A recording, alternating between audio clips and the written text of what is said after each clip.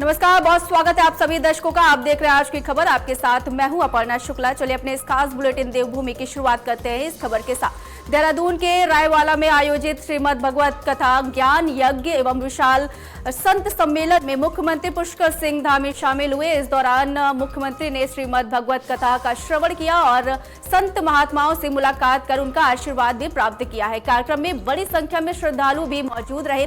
मुख्यमंत्री ने प्रदेशवासियों की सुख समृद्धि खुशहाली और विकास की कामना की है। उन्होंने कहा कि आज दुनिया के 190 देश योग कर रहे हैं और सनातन का झंडा पूरी दुनिया में लहरा रहा है। चलिए बढ़ते हैं अगली खबर की तरफ, जहां रुद्रप्रयाग के नगरासू स्थित गुरुद्वारे को लेकर के फैली अफवाहों पर प्रशासन ने स्थिति स्पष्ट की है। जिलाधिकारी विशाल मिश्रा के अनुसार निहंग सिखों के एक समूह गुरुद्वारा प्रबंधन और सिख सेवादारों के बीच विवाद जरूर हुआ था, लेकिन अब हालात पूरी तरीके से समान है। गुरुद्वारे में अरदास, लंगर और प्रार्थनाएं शांतिपूर्वक चल रही है और श्रद्धालुओं का आवागमन भी सुचारू है। डीएम ने साफ कहा है कि गुरुद्वारे पर कब्जा, लोगों को बंधक बनाए जाने या किसी तरीके की हिंसा की खबरों पर पूरी तरीके से ये सभी निराधार है। प्रशासन ने लोगों से अफवाहों पर ध्यान नहीं देने और शांति बनाए रखने की अपील भी की है। निहंग सिख और गुरुद्वारा प्रबंधन और गुरुद्वारे में जो सिख रहते हैं सेवादार, उनके बीच एक विवाद का प्रकरण सामने आया था और गुरुद्वारा में जो अरदास है, लंगर है, पूजा पाठ है, वो बहुत ही शांतिपूर्वक सुचारू रूप से चल रहा है। लोगों की आवाजाही भी गुरुद्वारे में सुचारू रूप से हो रही है। किसी प्रकार की किसी को कोई समस्या नहीं है। किसी प्रकार की किसी अफवाह पर ध्यान न दें कि गुरुद्वारे पर किसी प्रकार का कोई कब्जा हो गया है या किसी को बंधक बना लिया है या कोई हिंसा हुई है। इस प्रकार की कोई भी घटना नहीं हुई है। एकदम शांतिपूर्वक माहौल में गुरुद्वारे में प्रबंधक समिति अपना संचालन कर रही है। किसी प्रकार की कोई दिक्कत नहीं। और वहीं रुड़की के रामपुर क्षेत्र में उस वक्त हड़कंप मच गया जब सड़क किनारे खड़े एक ट्रक पर अचानक हाई टेंशन बिजली की लाइन गिर गई। तार गिरते ही ट्रक में भीषण आग लग गई और देखते ही देखते ट्रक धू धू कर जलने लगा। आग की ऊंची लपटें और काला धुआं दूर दूर तक दिखाई देने लगा। सूचना पर पहुंची पुलिस और फायर ब्रिगेड की टीम ने मौके पर पहुंच करके कड़ी मशक्कत के बाद आग पर काबू पाया। गनीमत रही कि हादसे के समय ट्रक में कोई मौजूद नहीं था। फिलहाल पुलिस पूरे मामले की जांच पड़ताल में जुटी हुई है।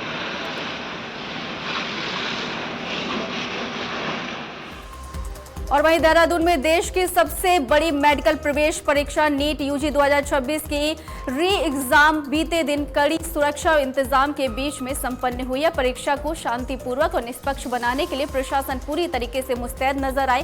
सभी परीक्षा केंद्रों पर पुलिस और प्रशासनिक अधिकारियों की तैनाती की गई थी। वहीं केंद्रों के 200 मीटर के दायरे में धारा 163 लागू रही, जिससे किसी भी प्रकार की भीड़ या अनावश्यक जमावड़ा नहीं हो सका। अभ्यर्थियों की सुरक्षा और परीक्षा की पारदर्शिता सुनिश्चित करने के लिए विशेष निगरानी रखी गई है। प्रशासन ने पूरे परीक्षा संचालन पर लगातार नजर बनाए रखी।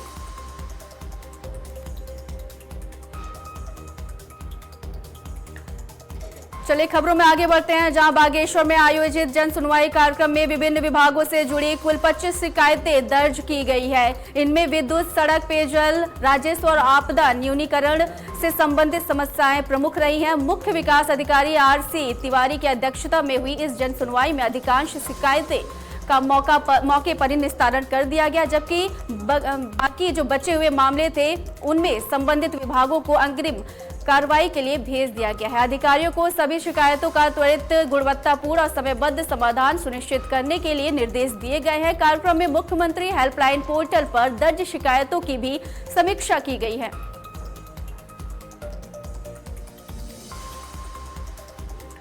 और वहीं रुड़की के कलियर थाना क्षेत्र दरियापुर गांव में महज एक कोल्ड ड्रिंक की बोतल चोरी करने के शक में 4 मासूम बच्चों को तालिबानी अंदाज में सजा दी गई है। आरोप है कि कुछ दबंगों ने बच्चों को रस्सियों से बांध दिया और फिर उनके साथ बेरहमी से मारपीट की गई है। बच्चे रहम की गुहार लगाते रहे, रोते रहे, बिलखते रहे, लेकिन किसी का दिल नहीं पसीजा। सबसे हैरान करने वाली बात तो ये है कि मौके पर मौजूद लोग भी मूक दर्शक बने तमाशा देखते रहे। घटना का वीडियो सामने आने के बाद पुलिस मामले की जांच पड़ताल में जुटी हुई है।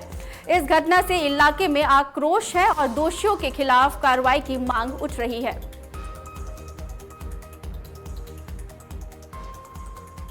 चलिए खबरों में आगे बढ़ते हैं, जहां उत्तराखंड के मुख्यमंत्री पुष्कर सिंह धामी ने जम्मू कश्मीर में 6 जून को शहीद हुए लेफ्टिनेंट विश्वेश्वर गोस्वामी को श्रद्धांजलि अर्पित की है। मुख्यमंत्री शहीद के आवास पर पहुंच करके उनके चित्र पर पुष्प अर्पित कर वीर सपूत को नमन किया है। इस दौरान उन्होंने शोक संतप्त परिजनों से मुलाकात कर अपनी गहरी संवेदनाएं भी व्यक्त की है और परिवार को इस दुख की घड़ी से उभरने के भी संबल दिया है। मुख्यमंत्री ने शहीद के परिजनों को हर संभव सहयोग करने का भी भरोसा दिलाया है।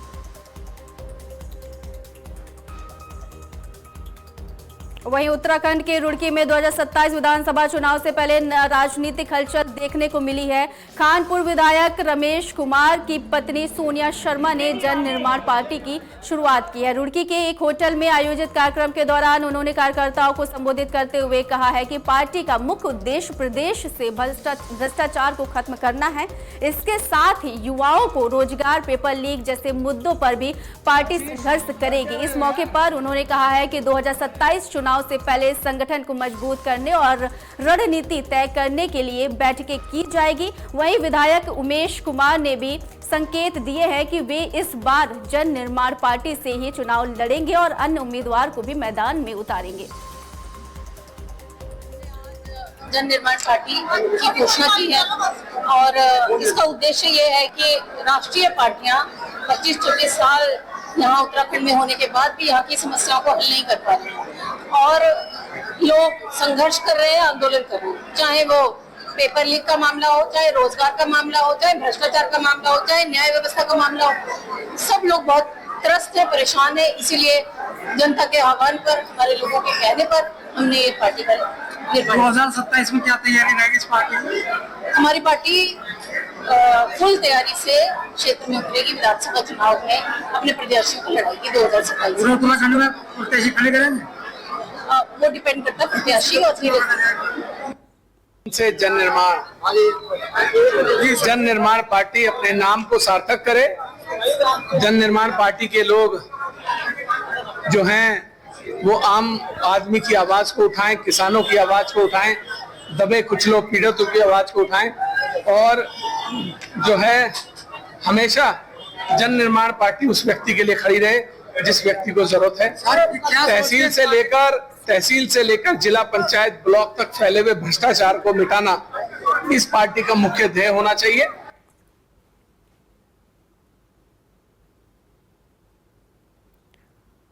और वहीं हरिद्वार के लक्सर में सामाजिक न्याय पार्टी की अहम बैठक के बाद 2027 विधानसभा चुनाव को लेकर के सियासी हलचल तेज हो गई है। बैठक में पार्टी के राष्ट्रीय महासचिव विजेंद्र गुज्जर और प्रदेश अध्यक्ष पुनीत कश्यप मौजूद रहे। इस दौरान पार्टी ने कई विधानसभा सीटों पर पूरी ताकत से चुनाव लड़ने का ऐलान किया है। नेताओं ने दावा किया है कि SNPJ प्रदेश में तीसरे विकल्प के रूप में उभरेगी और सामाजिक न्याय की स्थापना के लिए काम करेगी। उन्होंने कहा है कि जनता अब खोखले वादों से परेशान है और बदलाव चाहती है। पार्टी की इस सक्रियता से मैदानी सीटों पर राजनीति समीकरण बदलने की संभावना जताई जा रही है। उत्तराखंड में अभी 1-2 महीने पहले हमने पुनीत कश्यप जी को प्रदेश अध्यक्ष बनाया है और ये बहुत तेजी से पार्टी का विस्तार यहाँ पर कर रहे हैं और मेरे ख्याल से 5-6 सीटों पर हमारे लोग काम कर रहे हैं और जितना इसमें बढ़ेगा वो समय बता पाएगा और लेकिन 5-6 हमारे कन्फर्म हो गए। देखिए अभी तो हमारी जो यहाँ पे रणनीति है वो 5 से 7 सीटों पे चुनाव लड़ने की है और अगर हम यहाँ सक्सेस होते हैं तो बिल्कुल पर्वतीय क्षेत्र में भी देखेंगे वहाँ के हालात भी। देखिए मैं करेक्ट तो नहीं बोल सकता हालात वहाँ कैसे कैसे नहीं है, लेकिन आइडिया लगाइए जब यहाँ पे आप समतल में अगर यहाँ पे गरीबों को दिक्कत होती है तो वहाँ तो ऑब्वियसली होती होगी। वहाँ तो कुछ फैक्ट्री भी नहीं है, रोजगार भी नहीं है, तो वहाँ के तो लोग देश विदेश में या फिर कहीं पे भी जॉब करने के लिए जाते हैं, रोजगार तो आए नहीं है। अगर उनको रोजगार चाहिए तो उनको यहाँ हमारे क्षेत्र में आना पड़ता है।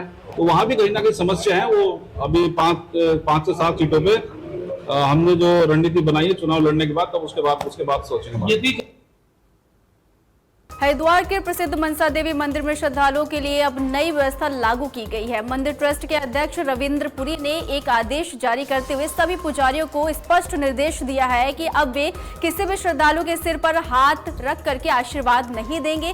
नई व्यवस्था के तहत पुजारी केवल भक्तों को तिलक लगाएंगे और प्रसाद वितरित करेंगे। ट्रस्ट की ओर से ये आदेश तत्काल प्रभाव से लागू करने का निर्देश दिया गया है। मंदिर प्रशासन और का साफ तौर पर कहना है कि व्यवस्था को अधिक सुव्यवस्थित और अनुशासित बनाने के उद्देश्य से यह निर्णय लिया गया है। इसके बाद मंदिर परिसर में दर्शन और पूजन की प्रक्रिया में भी कुछ बदलाव देखने को मिल सकते हैं।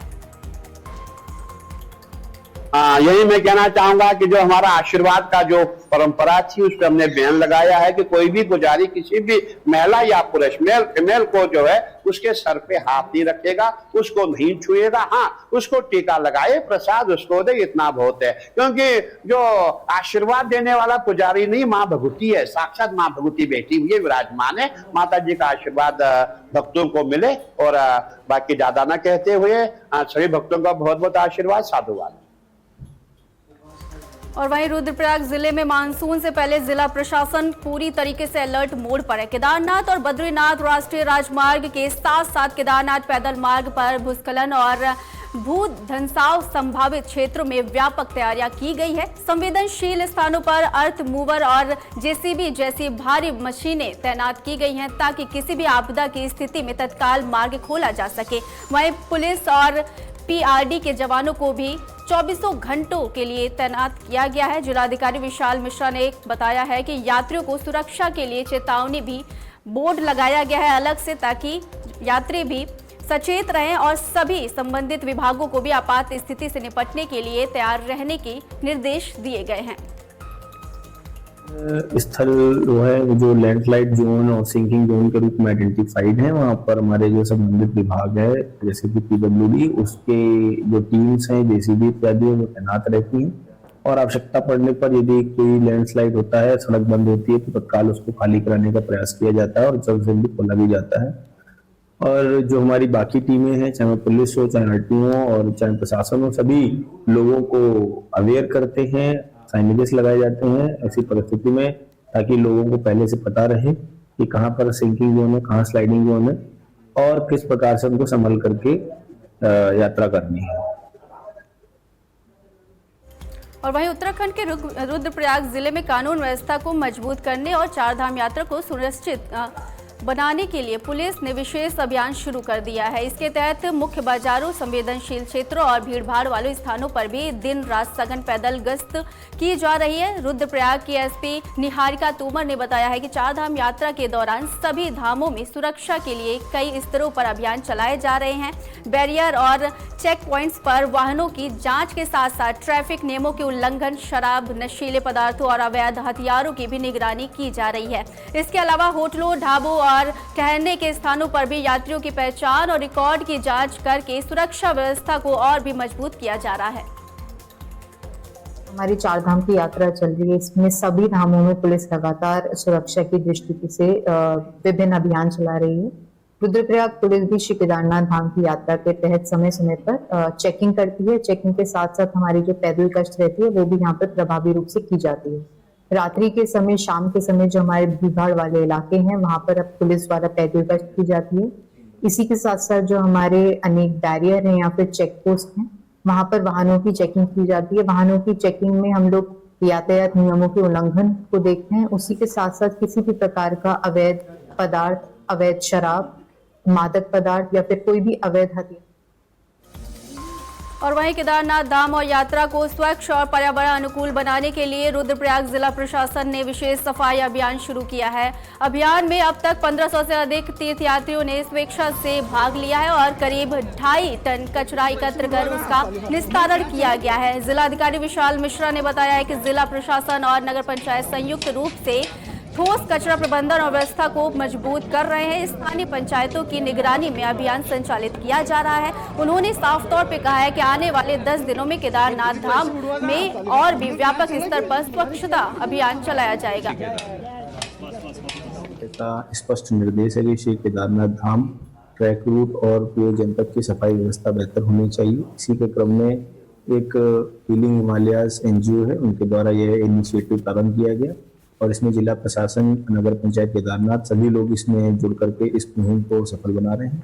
इसमें 1500 से भी ज्यादा जो हमारे तीर्थ यात्री हैं उन्होंने वॉलंटियर के रूप में योगदान दिया है। लगभग 2.5 टन कूड़ा इसमें अभी तक नीचे लाया जा चुका है और इसमें जिला प्रशासन ने अपने स्तर से भी एक प्रयास से प्रारंभ किया है कि मानसून के पूर्व जितना भी कूड़ा ऊपर एकत्रित हो गया है और जितना कूड़ा श्री केदारनाथ धाम के पैदल मार्ग पर एकत्रित हुआ है उसको जो हमारी संस्थाएं वहाँ काम कर रही हैं वे भी अपने स्तर से नीचे लेकर के आ रहे हैं। इसमें प्रतिदिन मॉनिटरिंग की जा रही है, चाहे वो नगर पंचायत हो, चाहे सुलभ इंटरनेशनल हो।